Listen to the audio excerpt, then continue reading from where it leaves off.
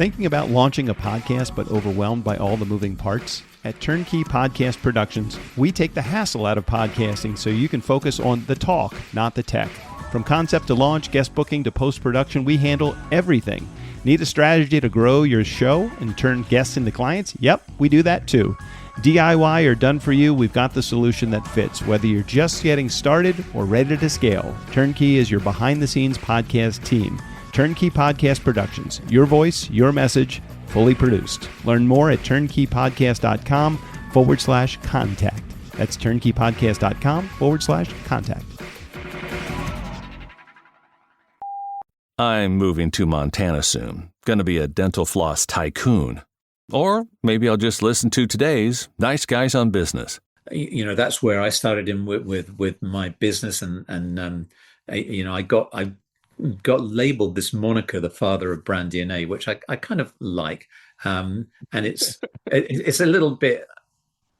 It sounds a bit conceited, and I don't mean. I'm sure there are many other people before me, but when we started off in our specialist brand consulting company 25 years ago, called the Brand Company, we developed this process called brand-centered management, the heart of which was your brand DNA, and like its genetic counterpart, it's a kind of framework for ensuring that you develop consistent, relevant, compelling, distinctive, differentiated promises to your customers. I mean, the heart of it is your promise.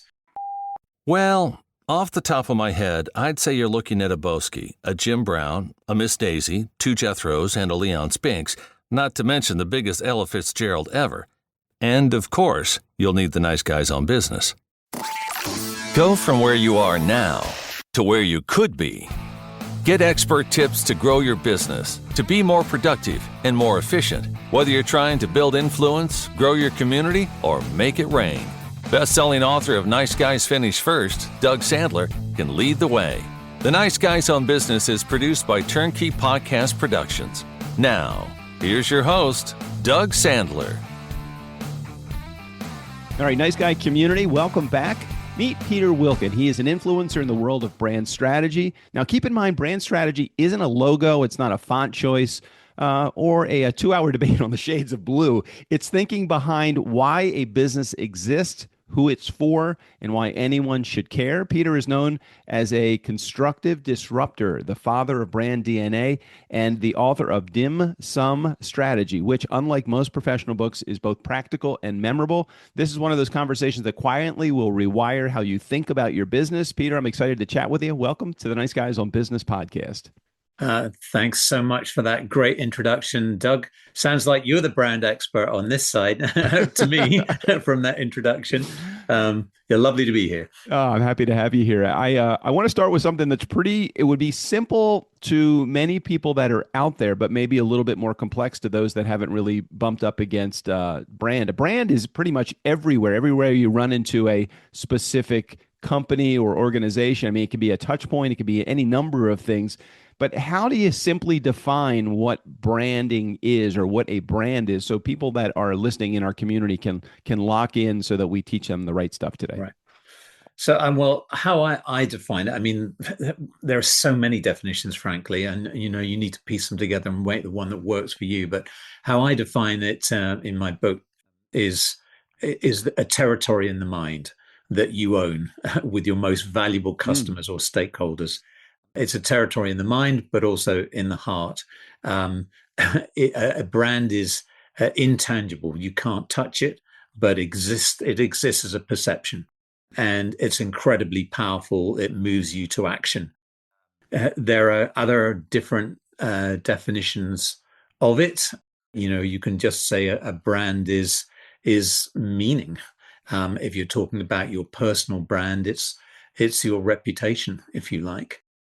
There is some confusion from the old school world that I come from of the word branding, where the old school word of branding was very much like where the word came from, branding your cattle, branding a steer with a hot iron and saying, this is Peter's heifer. Right. And that was translated as, design and visual identity and logo and classic, tangible branding illustrations. Nowadays, it's been kind of used or broadly interpreted as imbuing meaning on a product, or Right. building meaning around it. So people get confused about what you mean, and I try and separate that by saying, brand building as opposed to branding, because brand building you cannot confuse. It's yeah. I always get I'm always tickled when somebody thinks about the logo or the brand, let's call it, of Nike is the swoosh, and Yeah. the slogan, just do it. And then I think about for where we are sitting as a small organization that has several dozen clients, that does podcast production. I think about it as anytime a client comes or a consumer comes in contact with my brand. Now, my brand could be my attitude. It's how that my website looks. Yeah. It's the attitude of my customer service representatives that are doing their thing. It's the quality of the product that we put out. Everything involving it's how I respond to my internal customers, my team. I feel like that's all a part of our brand. It's almost like brand and culture, it can intertwine so closely. Is that far from reality, or is No, that kind no, of what that's it it's is? a very, very good personal description of what brands are, or how you build up that territory in the mind that I'm talking about. Jeremy Bullmore, who was the ex-chairman of JWT long ago, said, you build up brand imagery like a bird builds a nest from the sticks and straws that you gather up. So, this is the first time we've really talked and met, and it'll probably be the first time some of your listeners are listening to me and they're thinking, okay, I'm building up to him. Is the guy making sense? He's got a British accent. Do I like that or not? I'm not sure. Is he bullshitting me, or is he talking substance? Right, right. And they're building it up already. That's the first thing. But I might be talking to somebody who's listening in, who's read my book, who has or books, who's visited my webinars, has conducted a workshop, who's in my community and knows the caliber, who I've actually consulted with. He may be an ex-client, and they're two very, very different extremes in terms of the quality of understanding or associations of my brand. And it's the same out there with every brand. You've got extreme loyalists and advocates who can basically promote your brand for you because they've been loyalists for Yeah. 25 years, and newcomers who've never experienced it at all. Or you still build strong brands by being very clear about what your positioning is, who you are, what you stand for, to whom and why, and how you go about expressing yourself, your culture. When you talked about the Nike swoosh, I call that an icon or an attribute. Yeah. And those are things that you build meaning into so that you associate all those meanings once you see it.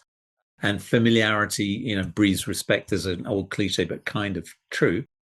McDonald's golden arches would be another one. The Coca-Cola dynamic curve. You could go on forever. The things that we're very familiar with. When you're a smaller brand establishing yourself, your icons and attributes might not necessarily even be physical logos or things. If you're a restaurant, it might be a signature dish that you're famous for example. I think, I mean, I don't know if you know of a restaurant called Dick's Last Resort, but it was the kind of place that you would go into.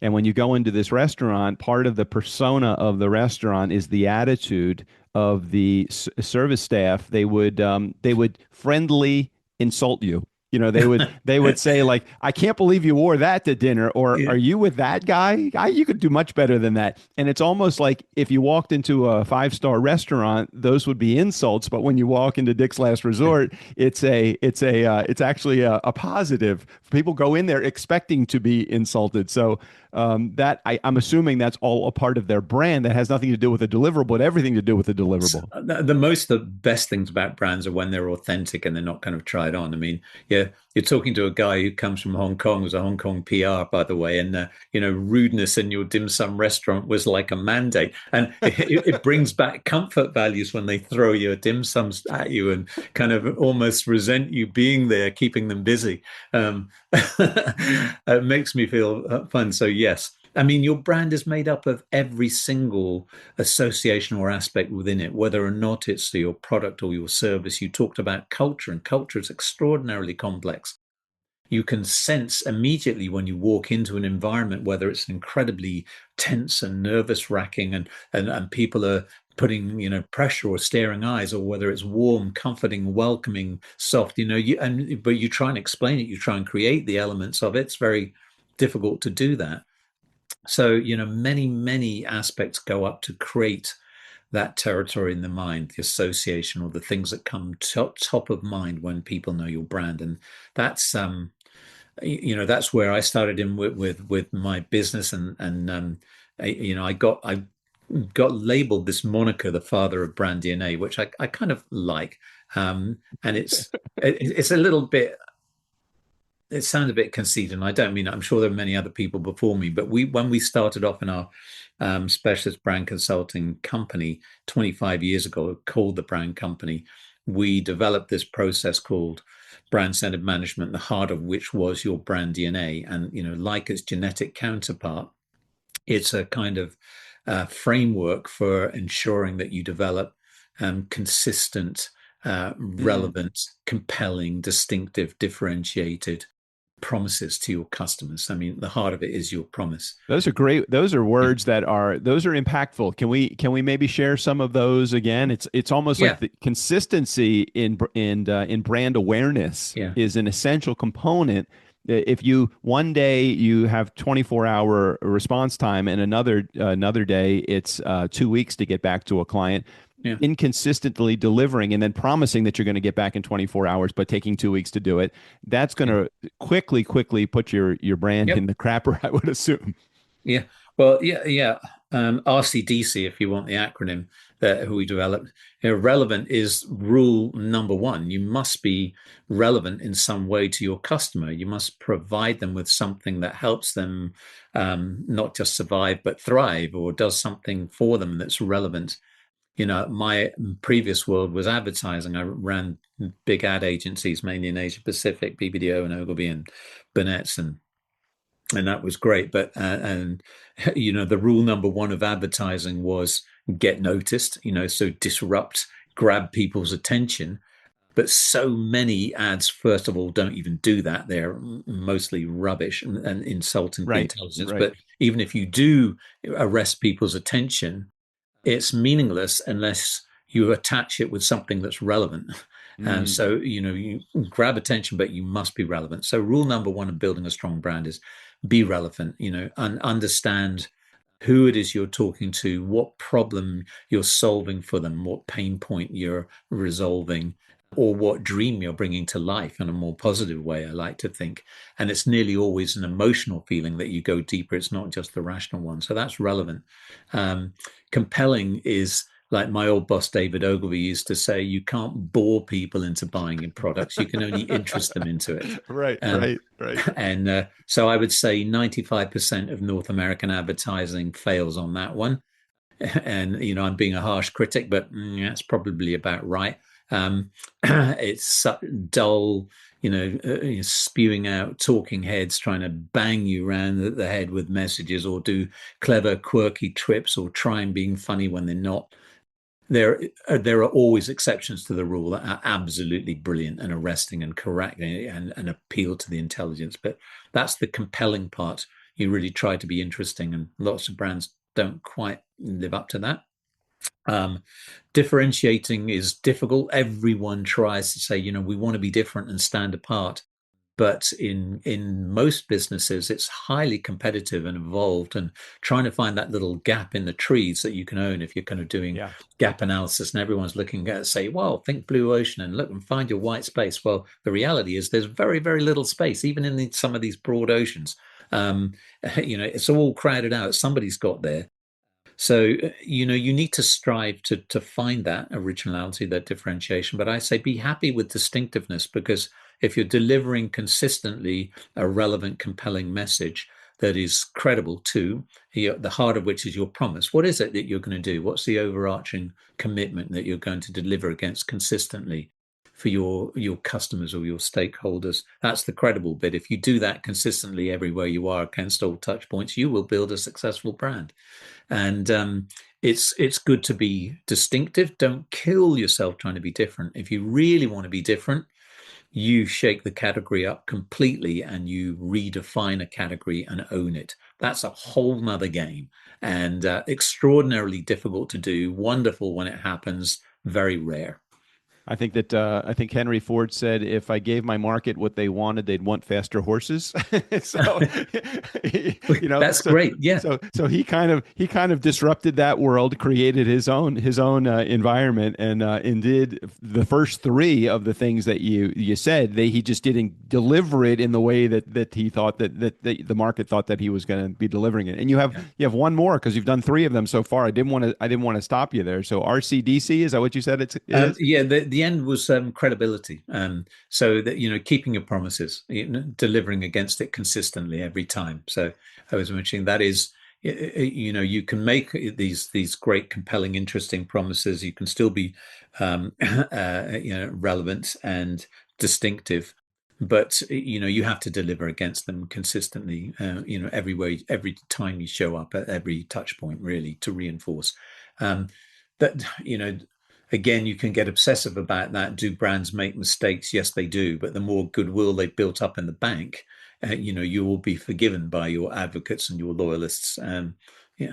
I think about you just saying that, and I spent 30 years in the live entertainment business, and I did a lot of social scene events, and I think about the relationship that I built with my clients over sometimes the 2 or 3 years that they would be planning their event, and finally getting to event day, and by mistake, completely by mistake, and this only happened a handful of times in the 30 years that I did it, but calling my client by the wrong first name. It's like I've been dealing with them with 2 or 3 years now, so they know my heart is in the job. They know that I'm there, and they wouldn't get the call. My agent wouldn't get a call on Monday morning say, I want my money back. Doug didn't even know my first name. Now, that's because I built a relationship with them for 2 or 3 years. Conversely, the person that calls their client the weekend before their event and then calls them the wrong name on Monday morning is going to get the call saying, I want my money back. And the agency wouldn't have any kind of leg to stand on. So I understand all of those things, how important it is to be on time, to tell the truth, to qualify your client in a way that they know the relationship that you built with them is solid. And I feel the same thing. I brought that attitude over to my production company 10 years ago when we started it, feeling like I really want to make sure that we have exemplary customer service, because we don't want to be we don't want to be the slow to respond, most expensive company in town. That wouldn't make any sense. I wanted to also have good pricing. I wanted to make sure my deliverables matched what our competitor delivered. I wanted to do it in a fast manner. Our customer support, I wanted to make sure that our clients knew that we cared for them, we love them, we care about the message that they put out. And I feel like we have done that. The only thing that I'm challenged by is, how do you wrap that in something that somebody is going to believe? Like if I was calling you and saying, hey, I'm thinking about hiring you to help provide my services to my market, how do you start to go down the problem tree to discover what the problems are that I may be experiencing within my own organization, to offer that as, and make revisions to that so I can offer my market even something better than I've already delivered? Yeah. It's God. There's a lot in there to pack. But, Sorry, that was a lot to ask. No, but it's good. I mean, the bottom line answer is you can only play the game in front of you, and you can only do a good job, one job at a time. Right. We were talking about credibility and delivering, and one of the best examples I had many, many years ago, we did a campaign for Shell. And they trying to differentiate petrol or gasoline on performance levels. It's almost impossible. It's you can put octane numbers, you can't really feel it in your car. And so they were trying to push on a service level, and they had trained up their forecourt staff, and they put a program out to their national network. And of course, we had a great campaign for it, and it was a disaster. Why was it a disaster? Because they couldn't deliver it consistently. And if you were lucky, you landed on a Shell Station forecourt where they'd taken the training seriously and they actually did it. They promised little things like, we'll clean your windscreen and polish your cars with a smile. If you were unlucky, you landed in the 50% who really didn't care. So, second or third generation owners with kids who'd got no training, nobody there to attend to your car at all, certainly not a car wash Right. or a windscreen wash. And so that was kind of quickly pulled. In our own industry now of strategic consulting and brand strategy, one of the biggest problems we face now is that credibility or that competency, frankly, because with AI and generative AI, you can package yourself as an incredibly kind of competent person, especially if you've got confidence. And especially if you're a digital native with a younger generation and you know how to manage your social profile, Right. you can put yourself out as an incredibly plausible, well-known, knowledgeable strategist, but with no experience or depth of quality at all. And you get found out really pretty quickly. But if you're a buyer, on the other side, you've got a small business owner who's trying to get into this, or a founder partner who's trying to build a business around your brand. You can get very dangerously led astray. That's what I mean about the competence side. There are some excellent young strategists out there as well. I've got to qualify that. But honestly, the number who are dangerous practitioners is frightening. And we're in that world now, so that's where the kind of credibility and the last C that you were talking about comes in. Well, you've got to be able to do it. If you make a promise, Right. you need to deliver it. And why I always say, much better to temper your promises into something you can completely deliver or over deliver. Under promise, over deliver is always kind of my style. It tends to be not the North American way, which is kind of beat your chest, we're greater, there's a competitive thing, come here, it's going to be, and then under experience. And I don't know why, unfortunately it seems to be an accepted way, and I think customers are smart. They just Right. kind of they kind of filter out the overpromise, as it were, and they say, I don't trust you. And unfortunately, we're in that kind of world now. There's a lot of skepticism and trust and fake news and things. So anyway, but if you're starting out and you are small and you're into this, you can only do it by playing the game in front of you and doing a great job of the job in front, and then going to the next step and the next step. And if you do that, you will find yourself succeeding. What do you find are some of the, talk to my entrepreneurial audience for just a moment, those that are either have a side hustle and trying to figure out how to make Yeah. it a full-time venture, or someone that is just getting underway that hasn't really figured out what their brand is yet. What are some of the things that they are experiencing as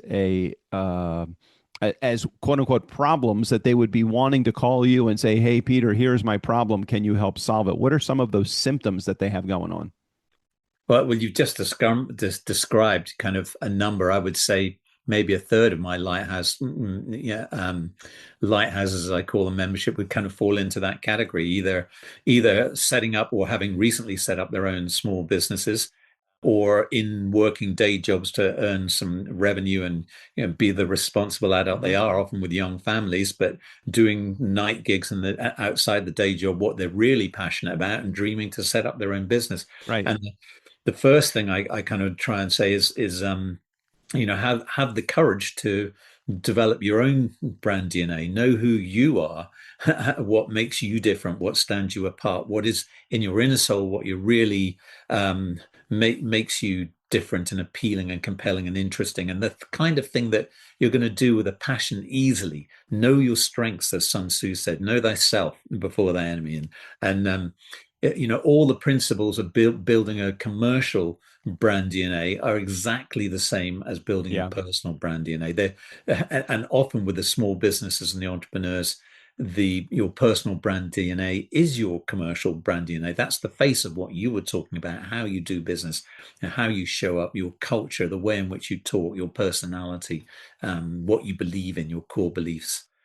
So that's what I do. I try and help them to kind of um, really identify why they exist in a simple, crisp way Hmm.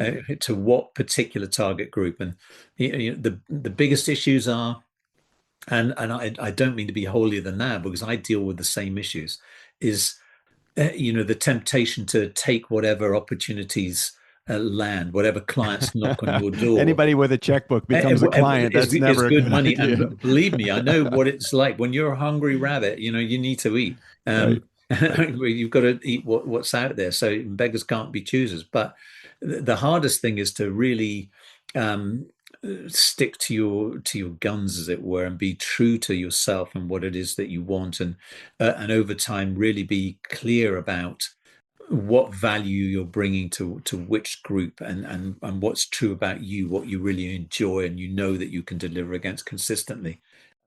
Otherwise you end up going down wrong funnels, and finding that you're specializing in an area or a category that doesn't really interest you, but that's what fell into your hands. And I've seen that, and it's okay to experiment at the beginning to find out where that is. And some people it's easy. Some people know exactly what they want. I'm a I'm a wrestling professional, and I want to get into the wellness and fitness centers in here, and it's really easy. That's Right. their world. Right. Yeah. For others, they want broad and widespread, and they want the kaleidoscope and the richness of variety of working across different categories. So, So if someone were to try to figure out what their problems are, or what their concerns are, or the symptoms that they are experiencing, what's the first step in coming in contact with your brand? Do they go to a website? Do you have a conversation with them? How does somebody gently introduce themselves to you, to your services and to your wisdom? oh no, that's great. Thanks. Well, I point them to my book, Dim Sum Strategy, which kind of lays out the philosophy of brand-centered management, which is, you use your brand, put your brand, what it is you want to stand for in your most valuable customers and stakeholders' minds, Hmm. as the key to drive all aspects of everything that you do and everything that you say. So it drives internal culture, internal communications. It drives your products and services. It drives your systems and structures that enable Mm. you or hinder you from delivering against your promise. It drives then your external communications to your customers. It drives their experience, and then ultimately their perception of you. But how do they come in? So I say go and read the book. That's the cheapest, easiest way, and it's there. And if you like it, we get engaged more. In my website, I have lots of free resources. I put a brand strategy health check out there, so it's a simple 3-minute online question, and it starts with the question: is do you know how you're perceived by your customers? Mm. That's really that's coming down to basics, but it is an important question to know the answer to. And it's not. And I try. Doug, I look at when I'm doing this face to face. I look at my CEO customer or leader customer and look at them in the eye and say, "Do you?" Because nearly always they're defensive and they'll say yes. And I say, "Well, do you really? When was the last time you got into your customer's shoes or your experience and things like this?" So I've been, they get it, but they may not really truly understand it. So yeah, by way of example, I work with a large group of professional orthopedic surgeons, and they're in an organization that is highly professional. They're incredibly dedicated individuals. They really care for the quality of the service that they provide their patients. But as an organization, it's been set up as a kind of competitive one with divisions that battle for budgets for research and things like Sure. this. And all of the focus has been turned inwards, not outwards, to what really matters, which is the patients and their families that they serve.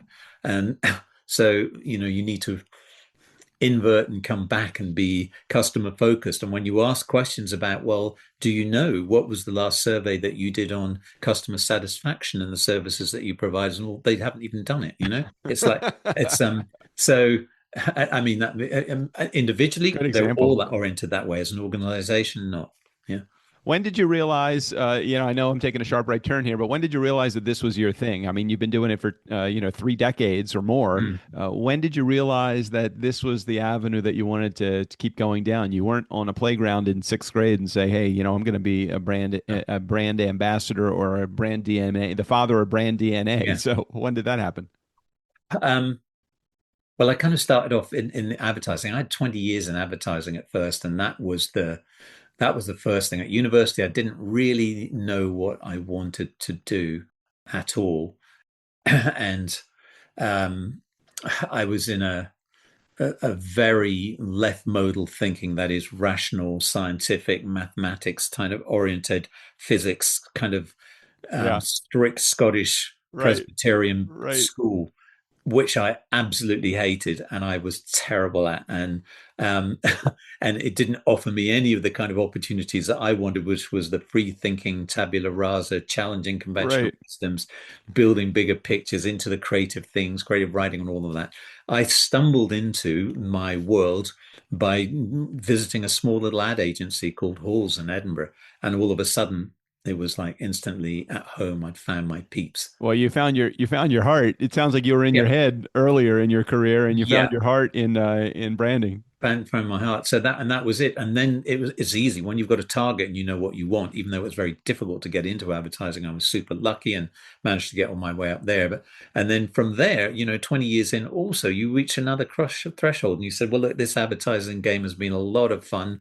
I've reached my professional level of incompetence. I've hit my glass ceiling at a reasonably kind of a high level, but people were kind of saying, Peter, you should have your own company, and this advertising lark, it's fun, but when are you going to get a real job, kind of thing. And that's when I set up the brand company with a couple of partners, and that Nice. was probably one of the most fulfilling things, and where we developed the DNA and the brand centered management process and forged that after hard experimentation, 2 or 3 years to do that, and ended up defining our own little category. I think we were one of the very first pioneer specialist brand Nice. consulting firms. And so, yeah, that was rewarding and fun. And yeah, we ended up being acquired by a London group, which should have been a happy story, but wasn't. But that's a whole nother, that's a whole Sure. other story. Sure. Well, Peter, we've run out of time, but I would love to invite you back to come on the show after we get some results from some of our listening audience that is tuning in and saying, "Hey, look, Peter seems to be a nice guy. He is true to his word. I love his background, and I want to take more of advantage to have a conversation with him. Would you be open to coming back and talking more?" I would love to do that, and hopefully your listening audience. I haven't put you off enough to not be invited back. I think Love our to do audience that. could listen to you read the phone book, Peter, with your lovely accent. So thank you Oh for no, that's sharing that's today. that's super kind of you. And Doug, I meant to say, I'm sorry, I'm not going to try and push this or anything, or I don't mean to be self-promoting or No, anything, go, but man, go. but for your listeners, if you want, I'll give you a link Sure. where they can access a link to get a free audio book copy of the whole full dim sum strategy book, because I know a lot of people. I recorded it on audiobook because people prefer Right. that. They listen to podcasts, what you're doing, man, Yes, of course. rather than read. So Yeah, we'll if put a yeah, link in the show notes yeah. for it if it's good, unless it's an easy one to remember. We'll also put it in the show notes, but either way is fine for me. What do you think? Yeah, either way, remind me after this. I'll put it in the chat notes for you, and so that your Very good, listeners can very access. good. Nice Guy Community. We'll leave a link in the show notes so that you have access to a free copy of the audio version of Peter's book. Peter, thank you for sharing your wisdom and your expertise. Thanks for giving us a little extra time today. And I'm also gonna. I don't know that you have a public facing link for your podcast. Did I hear you have a podcast also? Oh Did you yeah, say no, that? no, I do. It's only a little tiny one. It's not really a proper one like yours. I It's don't know. it's me like supposedly spouting off little pearls of wisdom, short 5 to 8 minute That's things, and it's awesome. called the Lighthouse Brand Builders podcast, and it's up there and on Spotify and Apple and things like that. I'll make sure we put a link in the show notes for that as well. Peter, thanks Right. for sharing today. Thanks for being here. Thank you so much. My pleasure. Hey, Nice Guy Community, never underestimate the power of nice. Again, special thanks to Peter Wilken. All of his links will be in the show notes, including access to his website, his podcast, and his book on Amazon as well. If you want a hard copy of that, thanks again for being here. Steve O'Brien, go ahead and take us out of here. For the Nice Guys on Business, I'm Steve O'Brien. Fill up your week with the Nice Guys. The Nice Guys on Business are publishing 5 episodes a week. My master plan is working.